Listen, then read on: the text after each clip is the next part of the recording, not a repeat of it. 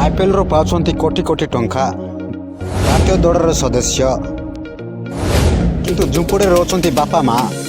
हाँ दर्शक बंधु, टीम इंडिया उदयमान तारका होचंती रिंकू सिंह। आईपीएल दमाल मचाइबा परे दौड़र स्थान पाइबा आउ सेटार भी दमदार प्रदर्शन तांकु उत्साहित करछि।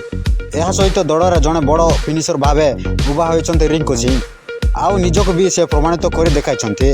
खूब कम दिन भितर जड़े सफल क्रिकेटर हेबा सहित बड़ फिनिशर भावे उभा होइछंती रिंकू सिंह। दुर्दशा बैटिंग पाई जनाशुना रिंकू आगक बड़ कैरियर रही।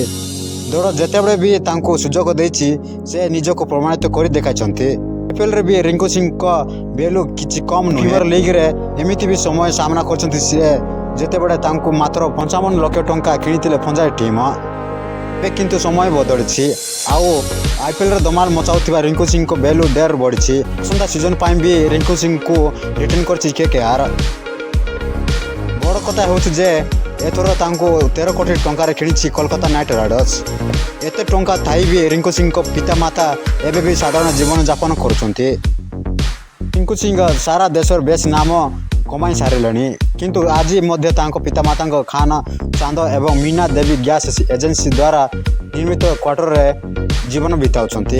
अवश्य रिंकू सिंह एक बड़ बंगला किनिछंती, किंतु तांको बापा माँ साधारण जीवन बिताइबा पसंद करती। समस्त सुविधा थिबा सत्वे रिंकू सिंह पिता माता गैस एजेंसी पुराना क्वार्टर रे रोचंती। सिंह को पिता एबे भी सिलिंडर वितरक भावे कार्य करछंती।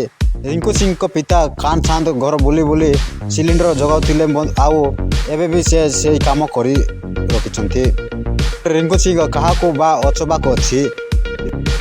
रिंकू भी एक विशाल प्रसाद तैयारी करछंती, किंतु तांको पितांकर एई क्वार्टर्स प्रति गभीर स्नेह रहिछि, सेतपई से एई क्वार्टर रे रुहंती।